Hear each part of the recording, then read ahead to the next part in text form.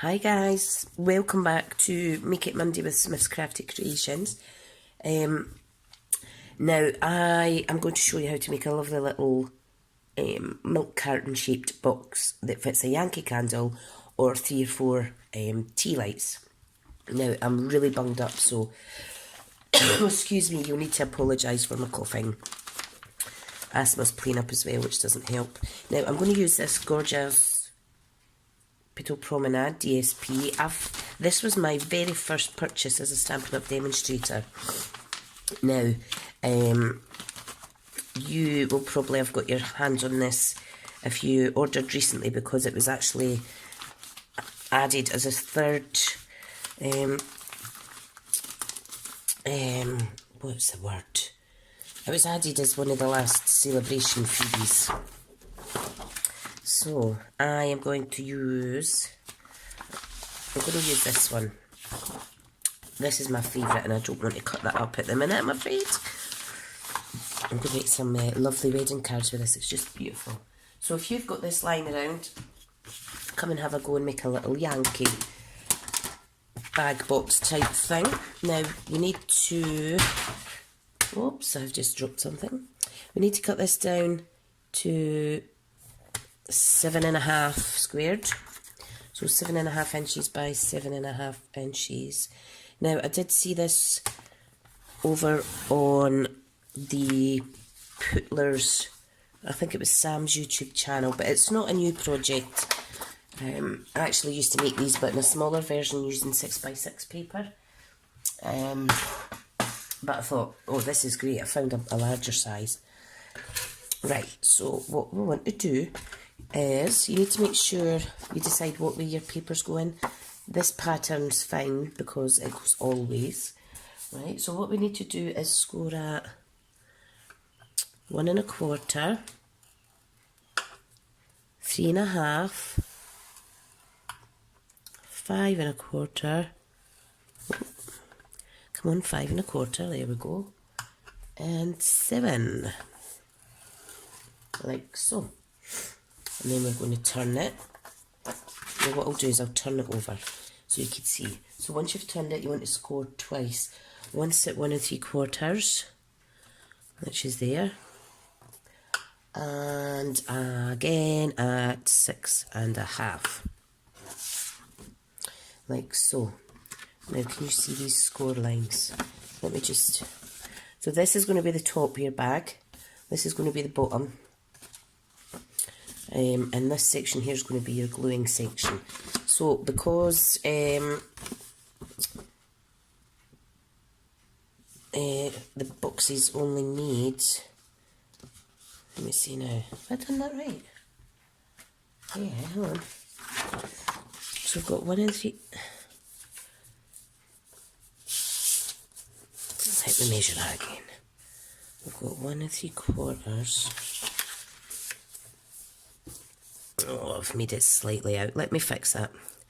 1 3/4. That's me doing looking at the wrong bit. That's fine, I can still salvage this. So, yeah, this smallest section to the right is the gluing section. So what we need to do is cut this bit away because a box base only needs four flaps. So let's cut that away just now and then I'll burnish it all. Here's my big scissors. So we want to cut like so. Okay, let me get my school board out of the way. Okay, so it will look like that. And there's the outside. So just fold and burnish all the correct score lines. When it's a pattern paper, if you make a mistake like that, you could quite easily cover it. Now this bit here is actually going to be the lid, the lip, the fold over section at the top. So you want to make sure that is folded over like so. Okay, you do have the option to keep this up and make it a bigger, taller bag, but I'll show you the way that I watched. Right, so we're going to cut up 1 2 3 score lines for the box base, okay? And what we're going to do is we're going to adhere this bit down, the top lid part. Now I'm going to use my tear and stick tape from Stampin' Up. So I'm just going to do that, stick and tear it, and then I'm going to peel it off. Try to peel it off. Oh dearie dear. So because it's Monday, it means I've only got Monday, Tuesday, Wednesday, Thursday. 4 sleeps till I leave on stage. And I can't wait. Now because we've folded these over, you will need to reburnish them a little bit. Okay, so just do that like so. Alright, so there we go. Now, this bit here needs folded over. We're going to put tear and stick tape down there, and we're going to fold it in half, and that makes sure it lines up perfect. Okay. Now you might prefer to use red liner tape or whatever it's called, but this sticks just as well. And to be honest, I'd rather use my Tombow if I want a good stick. Right, so you see I'll just fold that over. Look, there we go, easy peasy. Now,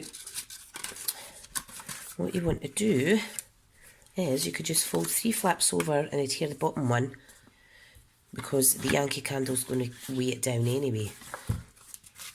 Or you can glue each panel as you wish, but I'm not going to do that because it works perfectly fine just doing the one. Now what you want to do is you want to put your candle in there, and that'll weigh it down slightly, and that gives it a good formation for sealing properly. Right, now back to this DSP.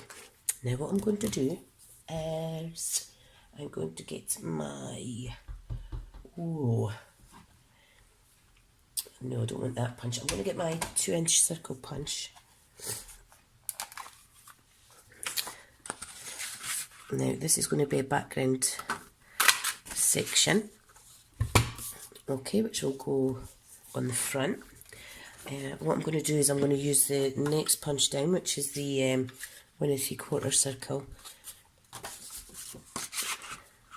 You could use Whisper White if you don't want to waste another bit of this DSP, but basically I'm going to stamp on there and then adhere it, okay?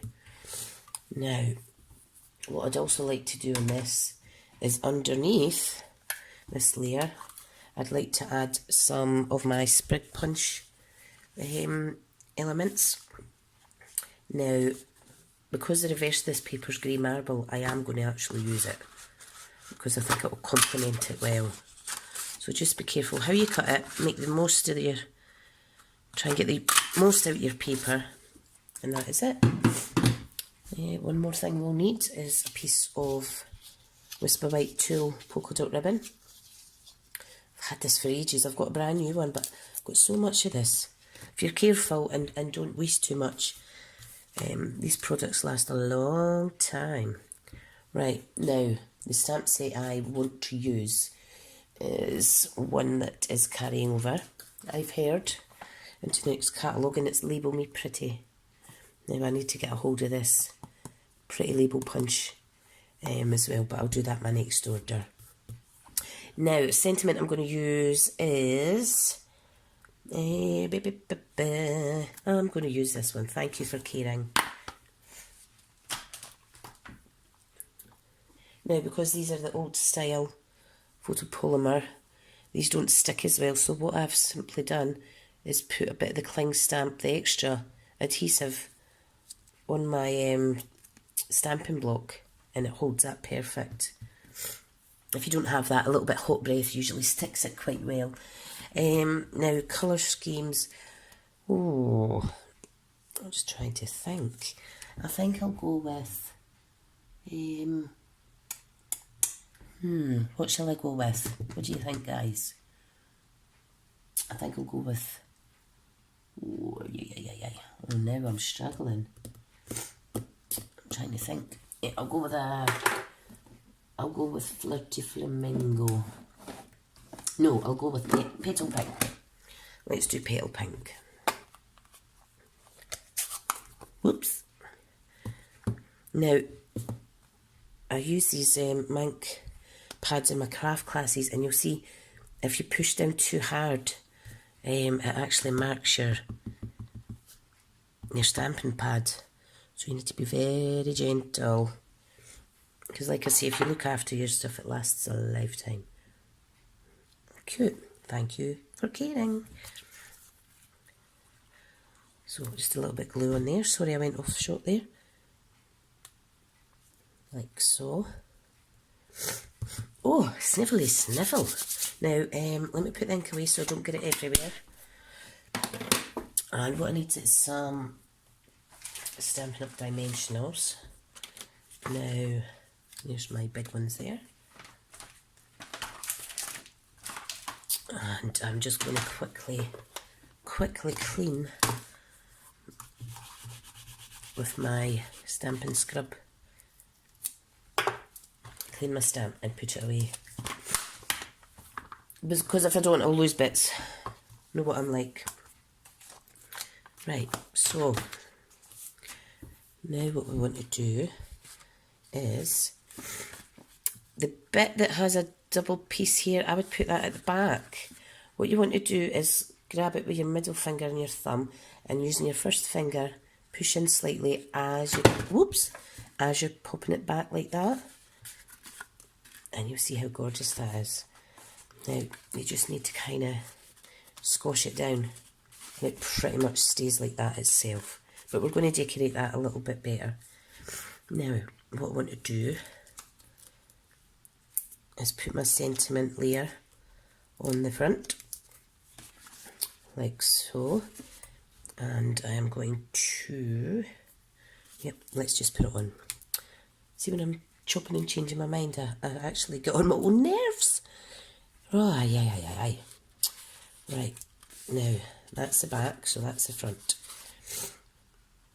So if we just pop that on the centre, like so, what you want to do is I'm going to put these little sprigs here. How fabulous is that?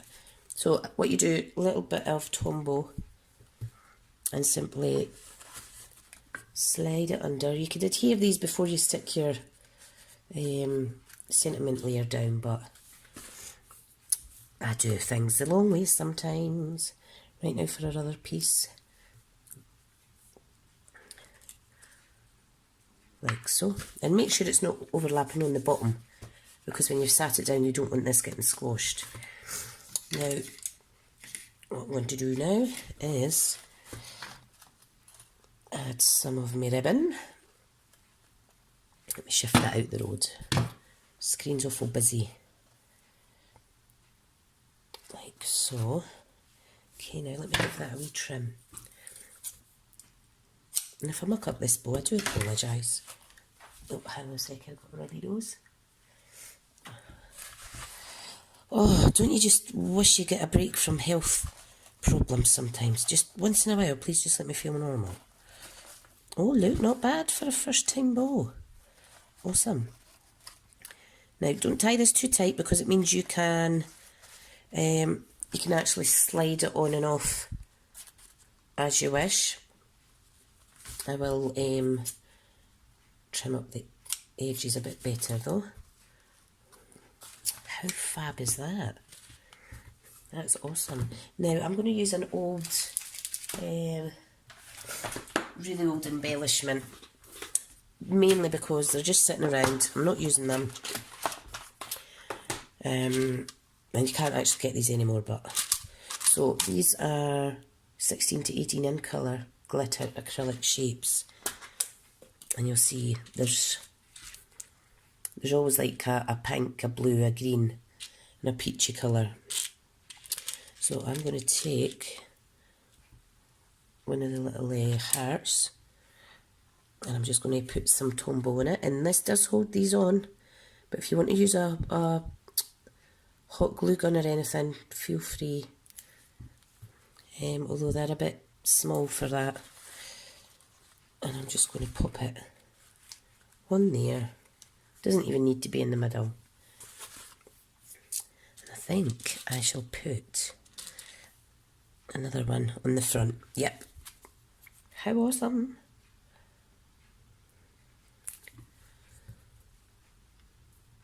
Now, I don't know if any of you guys are aware of Scrimpin' Mummy's Facebook group page, which is Stampin' for All. She has a lot of people on there. It doesn't need to be purely Stampin' Up projects that you post on there, but there is a random act of kindness address list. So if you want to join that, then sign up to the Happy Mail list. That would be great. I've already participated, and I think I sent out 11 handmade cards to complete strangers, so that was nice. So they're slowly receiving them and acknowledging it on Facebook and whatnot. One of them's on its way to France as well, so that might take a little longer. Yep, so there's my project. Thank you for tuning in, and come back soon. Please check out my blog at SmithsCraftyCreations.com. You can contact me on SmithsCraftyCreations@gmail.com as well, or through Facebook social media channels. Just search Smiths Crafty Creations. Thanks for watching, guys, and I'll see you later. Bye.